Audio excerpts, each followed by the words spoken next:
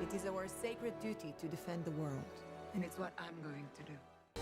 Hey everyone, Rascal here. And Mama, welcome to our channel, Paws On Animation, and our podcast covering a superhero book we read that was absolutely fantastic, the Supergirls, fashion, feminism, fantasy, and the history of comic book heroines. Yes, and this book covers a pretty interesting part of superhero and American culture, focusing specifically on the superheroines from the past. Now, as Stanley quoted, the Supergirls is a long overdue tribute to the fabulous fighting females whose beauty and bravery brighten the pages of your favorite comics. But before we get started, be sure to like, subscribe, notifications on future podcasts and Water Pause videos. I personally think this is a wonderful topic. I can appreciate every single one of these heroines and their inception and how they made the world of superheroes better for us, all the way from the 40s to now. Right. But I can appreciate and respect other people's views. So, right. If that is how it is for you in terms of seeing women in skimpy costumes and dresses and things as they were in the 40s, then I just want to give you fair warning that some of those pictures are going to come up in this video. Right. But I was so excited when I got to tell you about this book. Right. And funny enough, you actually found this at the library. Yes. And underneath with all the graphic novel section, they were surprised to see something like that there. And it turned out to be one of the best things we had ever rented out from the library. It was really informative. There were so many heroes that, of course, we knew from DC and Marvel, and some that were so, obscure, far back, and some were so far back that they're probably public domain by now. They are. You're absolutely right. And we have a couple of those pictures to show in here as well. Right. So this book that we got to read is the new edition from 2016. On the cover, as you can see, there's a quote from Stan Lee that says, "Supergirls is a long overdue tribute to the fabulous fighting females whose beauty and bravery brighten the pages of your favorite comics." I think this is absolutely a perfect quote to describe this book. The cover itself says, "Fashion, feminism, fantasy, and the history of comic book heroines." Right. Written by Mike Madrid. And we never dreamt in a billion years that it was this fantastic and varied. Right. Such a history to it. Right. So the author himself is male, and it's not a male pen name. He's really a male. Right. And in the introduction to the new edition, he states that back when he worked on the original edition of Supergirls, he wanted to tell people it was a history for female superheroes, and the usual response was, "Oh, it's about Wonder Woman." And when I explained that Wonder Woman was only one of many superheroines, I would hear like, "Who? There are no other women in comic books besides Wonder Woman." But I knew better, and I was on a mission to make those other women known to more people. And he did so with this book. It is, let me tell you how many pages. It is 323 pages of absolute joy and fun. Yes. And we never heard about this book until the day you found it at the library. There was never any recommendations about it. It never brought up in other documentaries. All the superhero stuff we've seen, we had never heard of this book. And one theory that Mom and I both have is I think it's because it was a book about female superheroes written by a man. And that's usually not really heard of. I mean, it's been done, but majority of the time, women want to see other women write about female characters. They're really not into when a man does it. But this isn't one of those cases where you shouldn't just judge it by the author or by the cover, because he treats it just as respectfully as if it were a male hero. Absolutely. And there's just so much information. You can tell this was a labor of love. You can tell that when he says, the first comic book that I remember owning is Superman 195 from 1967. He says the story was entitled "The Fury of the Kryptonian Killer." Captivating imagery filled its cover. Mighty Superman was on his knees, succumbing to the effects of deadly green kryptonite. In the background was a tiny city in a glass bottle and a flying dog wearing a cape. But the element that grabbed my attention was the pretty blonde girl wearing a costume that matched Superman's. I learned she was called Supergirl, and I was about 6 at the time. And although I didn't really understand what was going on, I had a vague idea who Superman was. And he was fascinated, however, by Supergirl because she could fly, she was incredibly strong, and he could tell from the way she was drawn that she was brave and noble, and I thought that was great. And that 6-year-old concept has melded over into this beautiful book that's being written. Right. And I wish that there were more people that read this and it got much more love than it receives. Now, when it was redone in 2016, we were into comics. I have been into comics since I was a kid. And Rascal had been into comics since she was a kid. So this is spanning some decades when you add it up. And even in 2016, we both were in comics. Right. And not one time did we see or hear about this book Right. when it was released. Right. And we have read a couple books and watched some documentaries about history of comics, the creators behind different characters, the beginnings of companies and things, and some vary in quality, but we've seen stuff for DC, Marvel, Image, Vertigo, a lot of people and their backgrounds and things. And when it came to female superheroes, usually that was treated differently, whether it was created by a man or woman. And we were excited to hear one about called She Writes Comics, which we thought was like this book, showing the women who write comics, design them, the female superheroes and things. But unfortunately, it was more bashing male comic book readers and painting a very unflattering picture that they're not comfortable with male comic readers and they're only going to support female. It was very biased, one-sided. This one didn't have that feel at all. It was open for everybody, and when they were telling you what dialogue was said to the female characters and what the female characters said, it was a reminder it was just for the time they were created, and that's all you take it as. You're not supposed to take it any other way, but what was normal for the time the creations were written and made, and you can see how much they change as each character gets made throughout the decades. Now, I'm going to give Rascal this. I just want you to read that top description that tells mostly about the book. Throughout this podcast, you're going to see some pictures that seem random, but we just want you to see some of these female superheroes that we won't have time to talk about, but you'll get to see some of them. And then some of them we will mention, including our favorites, and show you like a timeline, how they changed throughout history. And secondly, sometime following this video, either next week or the week after, I'm going to do a visual history for you of all the women that appear in this book, so you can really appreciate how these women contributed to the superheroes we love today, both male and female. Right. So it says here on the back, the Supergirls, a cultural history of comic book heroines, ask whether their world of fantasy is that different from our own. Are the stories of Wonder Woman's search for an identity or Batwoman's battle for equality also an alternative saga of modern American women?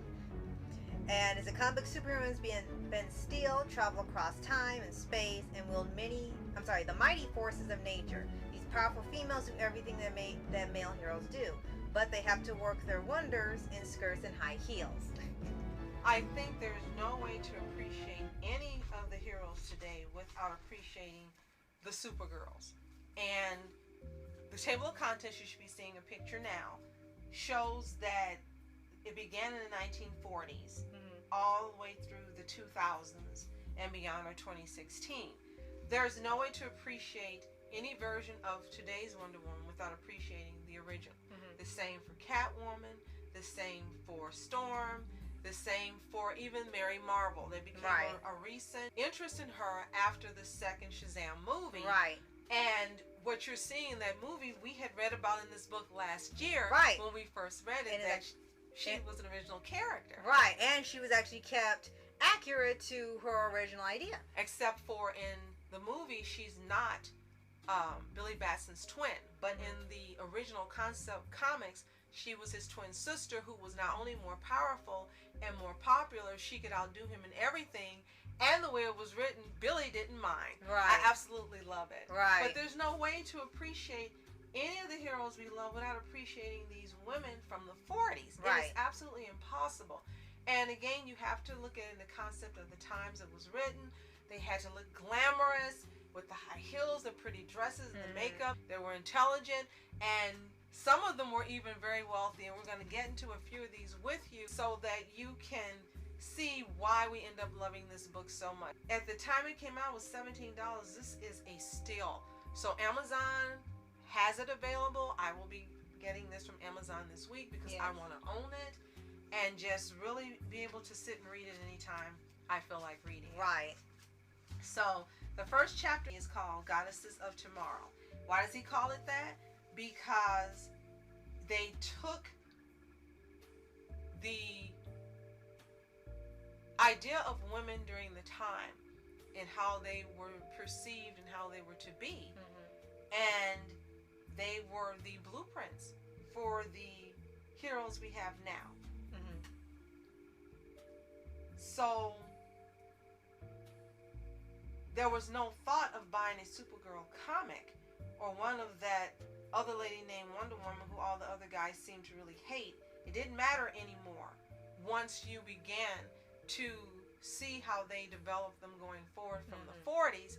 You were just buying a superhero comic and you were just appreciating a superhero. We keep saying Supergirls because that's the name of the book. Right. But before these groups that we know about, they had Scarlet Witch, Marvel Girl, and Black Canary, and their personalities and their personas, they're not the same, and their abilities and powers were totally different from what we know today. Right. So we're going to start with the 1940s, A Secret Life. And as I mentioned, for most of these characters, they were debutantes. Right. They were wealthy women who were actually, unlike now where women say they have to fight to get their inheritance, in the 40s in these stories, the men were writing where the women were automatically given the inheritance, Right. and they took that money and used it for good. Right. Superhero fighting. Right. It was sort of like the blueprint for Batman.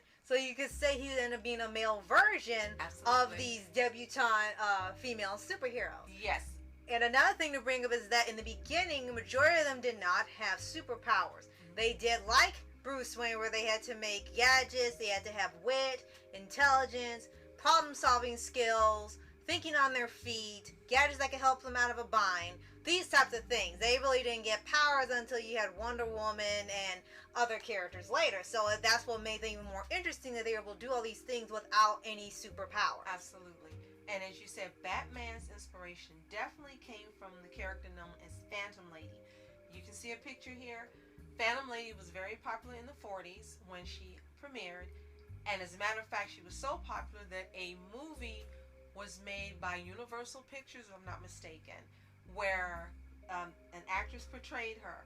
It was odd that every picture I saw of this actress, she didn't have a mask, because in the comics, you'll see a picture of Phantom Lady. She's wearing this gorgeous dress, and she has a belt with a skull buckle, and she has a black mask on like all the Robins wore for Batman. So as Cassandra Knight steps out of the shadows, the world knows her as a bored society girl, a pampered senator's daughter with a glamorous wardrobe, but the outfit that Sandra is wearing didn't come from any courtier's salon. The slinkly blue costume is as skimpy as a swimsuit, and its fabric is as delicate as the finest French lingerie in Sandra's trousseau. Delicate beaded chains just barely hold the low-cut neckline in place. Now, she is the Phantom Lady, enemy of criminals and evildoers. And of Evil, course, beware. Yes, of course, you see the picture and you think, yeah, she's pretty, but that's not what all that he wanted you to think about when you see her. That's actually one of her weapons. Think about it. She's got the beauty. And the men probably underestimated her when they saw her. And the crooks are probably like, oh, this is a joke. We'll take her down. And that didn't happen. She was leading a double life like Bruce Wayne. She did crime fighting at night.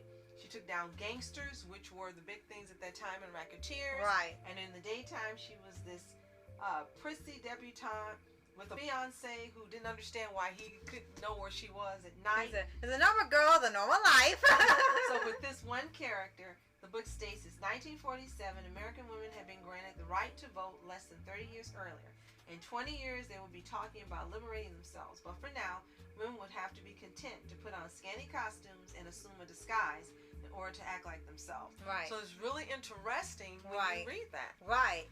And what's great about a lot of these stories you read from the times when they were written is that there is no bias to it. It's just for the time they were out and they're taking place and they're staying accurate and they're creating stories where, you know, they don't have the technology and the internet and the way of people's thinking is different now, and writing something taking place in this time period where the whole world was so different, and writing characters that had to make changes and things in that environment is always interesting, because usually when people do it now, it's like the character acts like they're in 2023 or current year, but they'll be in 1805, the 1700s, the ages of the pirates, and they'll still be acting the same way as they do now with the current hot topics, the bias stuff, controversies and all that, and they would say, oh, it's been around for centuries, you can't escape it, and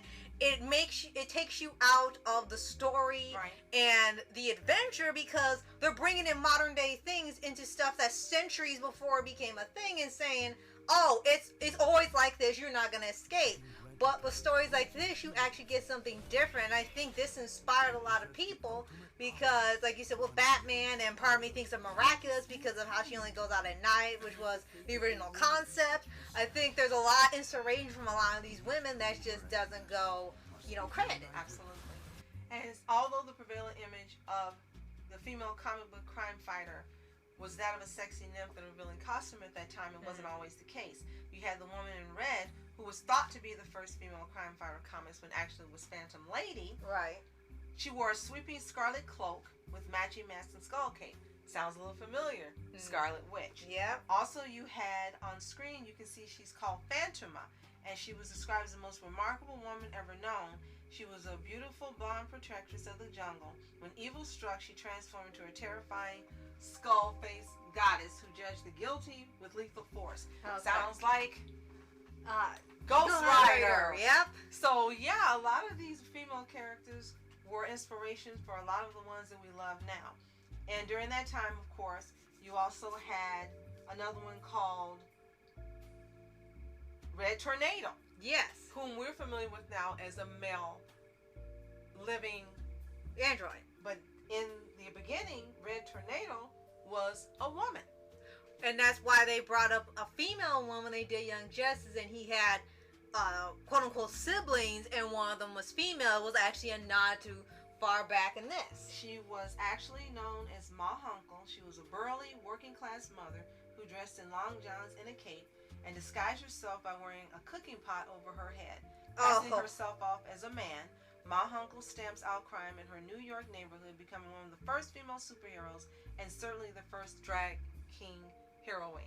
Wow. And I think that is amazing when you think about a character we're familiar with now in its current form was inspired by this female heroine from the 40s. Right. You also had a few more Wonder Woman who came about at that time as Diana Prince, who we'll talk about a little more later because she's a favorite. Batman's millionaire playboy image was inspired by these debutante superhero women. You had a few more, and one that really sticks out that you'll see a picture of, Miss Fury. And it says she was one of the most resourceful and fearless of the founding mothers of superhero comic books. But unlike her debutante sisters who fought injustice, she had no real desire to be a vigilante or lead a secret life. Intrigue just seemed to cross her path like a black cat. And speaking of that, she is the inspiration for Catwoman in the DC Comics. And you'll see a picture of her. Her name was Marla Drake, and she would put on the slinky outfit that looked just like the ones that were worn in Batman 66 by the women who portrayed Catwoman, and she became Miss Fury. So Catwoman is an original character. Catwoman was indeed inspired by Miss Fury. Yes. And just reading through here, you have a Lady Luck who wore a sombrero and a cape and a long dress. And it's just absolutely fascinating that you have Miss Marvel, who's now getting a lot of attention now, come out of this time. Right. There's a few more. There's War Nurse and Phantom Lady taking another outfit change. You've got so many that we're just going to have to stop now. Right. And you'll see the second chapter talks about the Queen and the Princess. And I want to go about that quickly because there was a character who became really just as famous as our Wonder Woman, and her name is Sheena. And technically, Sheena predates Wonder Woman. Yes, having the first appeared in the primordial dawn of comic books in 1937, but her true origins are older than that. Sheena is often described as the female version of Edgar Rice Burroughs' 1912 creation, Tarzan. The majority of Burroughs' popular works revolves around a tension between the savage and the civilized, or you can think primal, also seen in Sheena's adventures. Burroughs' works, like that of fellow adventure writer H. Rider Haggard, came out of the colonial era and was written for men and boys who yearn for an escape from stifling modern life through tales of dangerous worlds and exotic women. The common theme of these stories is that a man from the civilized world finds his way to a fantastic, often barbaric world of adventure where he falls in love with an intoxicating savage princess, which we see a lot now. Yeah, and you see a picture of her on screen. She had a few different appearances, but during the time this came out, this was a really successful and popular comic hero. And she sold just as much as the other books that were out about the male heroes. Right. It says the 1938 concept of Africa with Sheena arose was still a forbidding place of mystery and menace. Right. Born of the men's dime novels that created her. Her origin story is simple. She was a widowed explorer named Cardwell Rivington and his young daughter who come to Africa in search of lost treasure. Rivington is befriended by a witch named Koba, and the two men teach each other their native languages. Koba unwillingly causes his friend Rivington to perish, and filled with remorse, he raises his late friend's young daughter and makes the girl the queen of the natives. Okay. And yes, we know that this hits hard for there being people that are not of color doing roles that should have been of color. Again, you have to remember the time period. Right. Appreciate it for what it was, because later on it made way for lots of women of color to be added to comics and become the superheroes we know today. Right. And yes, during the time this came out, she had on a sexy dress, she was blonde, she was beautiful, but again, this was the times.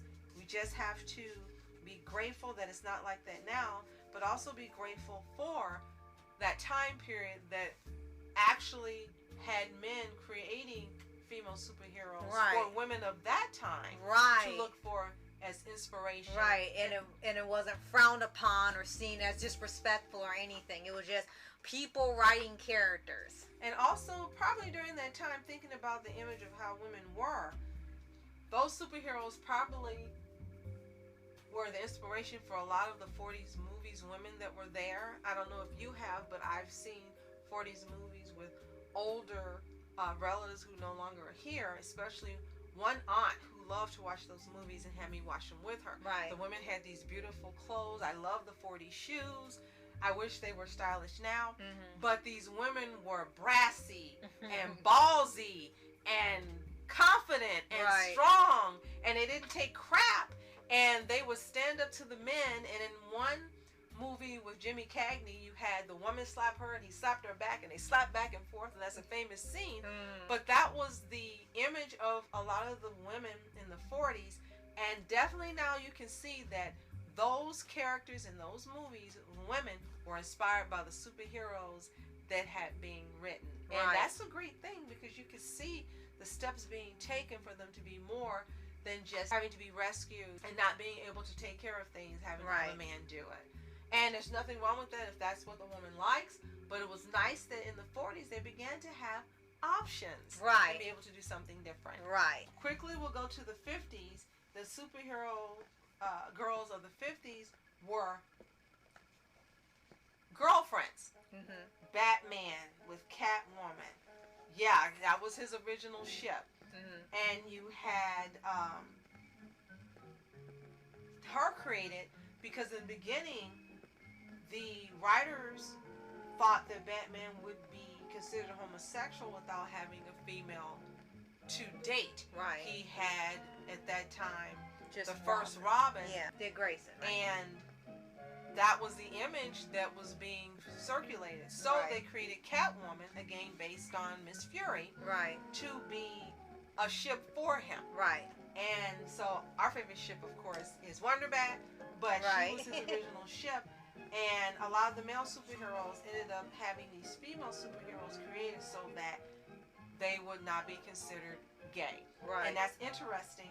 But nevertheless, it's another step up. The women began to have more and more presence in comics, and they began to do more and be more and have more strong identities rather than just being housewives or debutantes. that took money and put it to a good use. Another one we'll mention from that time and move on is Lois Lane. Of course, she's one of the most famous. Right. She was created for Superman. Right. And in a couple of comics they had, she actually did end up getting power. She became Superwoman for a short period of time, and she had quite a bit of strange adventures when it came to her stories, but she started to have way more prominence in the Silver Age stuff. No matter how bizarre that the events got, she still was having a role in there, whether she was the cause of the problem or she was the solution to a problem. So they kept having worlds of different outcome each time. The next chapter is a focus on Supergirl, and it's called Supergirl and the Ballad of American Youth.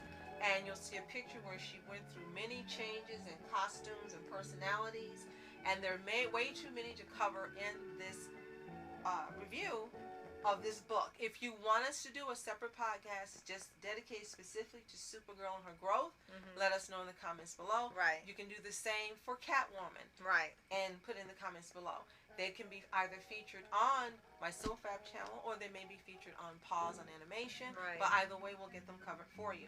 The next chapter goes into the 60s in the modern world, where every female superhero or Supergirl had a change in personality and clothing, and began to be billed as stronger characters, more characters coming out, including Batgirl, who's Right. the most famous one we'll mention. Right. In the Batman 66, she was portrayed by Yvonne. DeCarlo, right? Thank you. No, Not Yvonne DeCarlo. I DeCarlo keep was thinking Lily. Right, it's something else. I'm sorry. That's the first one you think of when you're Yvonne. Remind us in the comments below. Sorry we pulled a blank, but Right. she became what the image of the Supergirl was in the 60s. Right. She was intelligent, bright, she was capable, and yes, she put on her tight costume, and she looked good, but she could fight. She was, and later on became competent with technology, where she was just a genius Right. in computer science, and she's had quite a few changes over the years, but the original from the 60s is the one that really just set the scene for Batgirl, Right. having a place in others that came after her. And then I'll jump a little quickly. There are chapters on Girls Together Outrageously that really deserves its own coverage. All the world is waiting for you and the power you possess. In your satin tights, fighting for your rights, and the old red, white, and blue. 1970s, you had Cyrus and Suffragettes, where the images began again to move forward, but you still had the image of the woman in the slinky costumes. Wonder Woman gets her own chapter, rightly so. Wonder Woman's extreme Right. makeovers. And then you have the 80s, the dark world, where the women really became more punk, with the mohawks and different Grunge, images. yeah. Yes, and well, grunge wasn't out yet. That was 90s. But in the Okay. 80s, they became more punk and dark. They weren't to be trifled with, and from that, you end up getting the superhero Storm.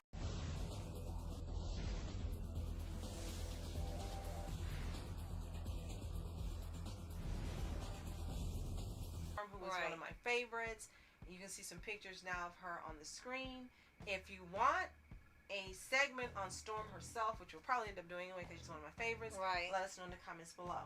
The last chapters are sex and the single superheroine, where there's sexual liberation in the outfits and the characters themselves. Some new, some the same, they got changes. 1990s became the babe years. Yes, they went back to having sexy female superheroes. And then heroine chic, where the costumes became just different and totally fitting the characters as they were versus how they were when they originally conceived in the 40s, 50s, 60s, and 70s. And last but not least, the last chapter is 2000 and beyond, and that sums up to 2016 Mankind is evolved. what the characters Supergirls have become and where they hope they'll go to. And talking about the uprightness of superheroes morally. So Right. you had some changes.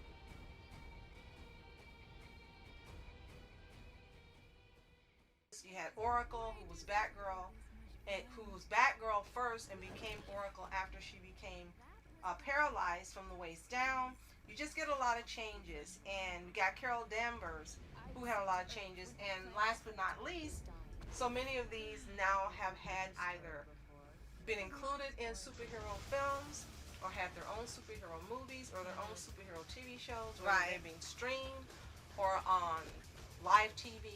Right. And it's just fantastic to see how they've grown.